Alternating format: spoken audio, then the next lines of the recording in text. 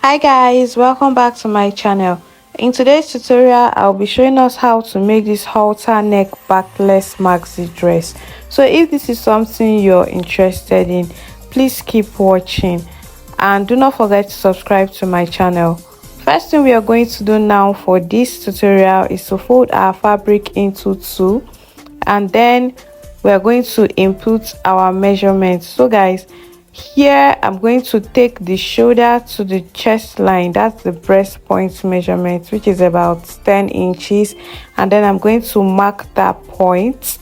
And then the next thing I am going to do now, after marking this point, I'm going to make sure the point is a bit clear. Sorry guys, this fabric is not letting the chalk to show very clearly, but I'll try to do justice with the voice over.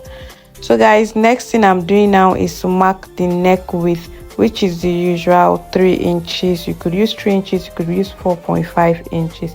So after marking this 3 inches, I'm going to come down by about 1.5 inch, since the neck is not going to be deep and we'll be having a collar at the top of this dress.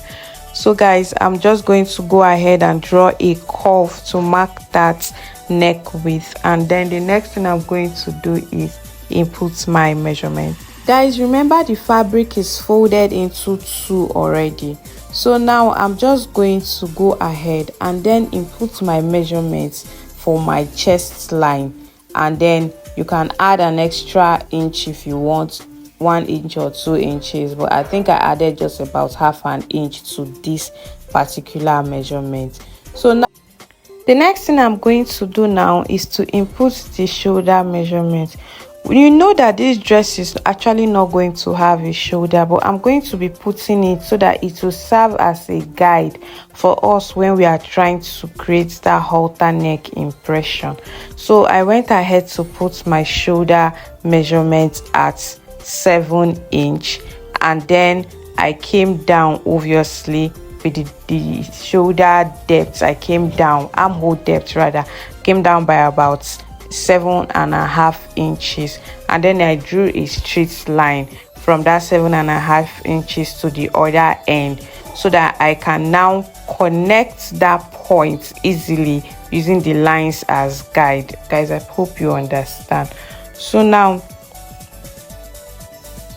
after doing that, guys, this fabric is not actually showing the marks properly. Please, I just hope you can understand. So the next thing I'm going to do now is to just draw a curve from the point where my breast point ended down to the width of the neckline I created earlier. So now you can see that we are ignoring the shoulder points we marked earlier.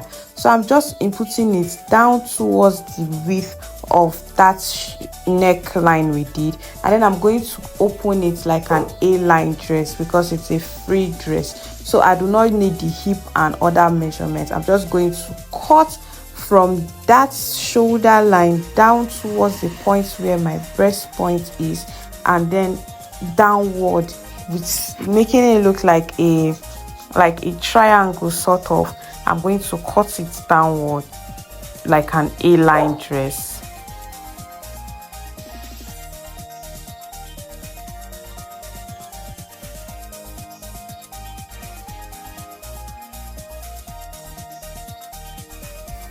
So now guys, I'm just going to go ahead now to cut the neck. I hope you can see it clearly now. I'm just going to cut the neck depth out of it now, and then this is what it looks like after you've gone ahead to split that part, separating the excess from the neck width. And then now I'm just going to cut it downward like an A-line dress, since it's going to be a free maxi dress. So this is exactly what I am doing here.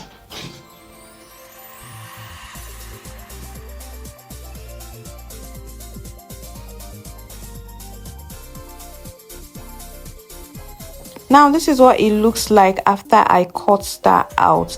And so the next thing I'm going to do now is to cut the back piece. Okay, so remember the back of this dress is going to be backless, like all down towards the waist point. So I'm just going to mark to the point where I want the depth to be. So this dress is about 13 inches deep, so I marked out 13 inches by after placing the front piece on it.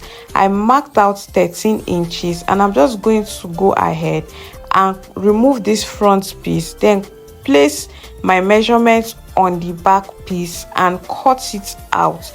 Remember, the back piece is backless and it's going to have an elastic at the waist, so I just went ahead to mark that point and then took the point upward towards the shoulder, since we won't be having a shoulder, and then I cut it out to give us that backless look.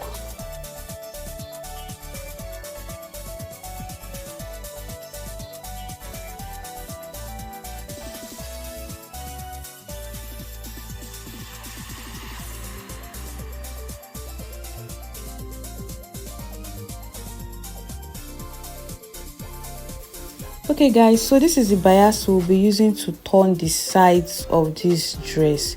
So we'll be turning towards that halter neckline.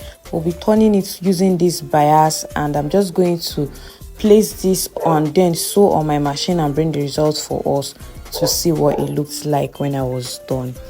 Okay, this is the back of the dress now, and we are just going to go ahead and fold up on that axis. You know, we'll be adding elastic to the back, so I'm going to fold like this in a way that my elastic can actually pass through without so much stress.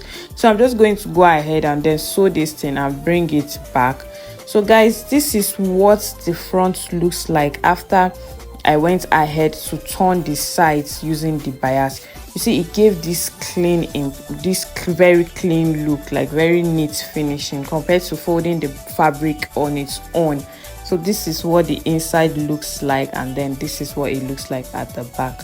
So I've gone ahead to fold the back piece, and then I'm going to use my safety pin to pass my elastic through the hole, the casing I created earlier. So I'm just going to go ahead and fix this elastic on the safety pin. Like, I'm going to put it and then close it to make sure it's safe, and then it's easy for me to bring it out when I am trying to pass it through the casing. So I'm just going to go ahead and do this and then pass it through the casing and show us what it looks like when I was done doing this.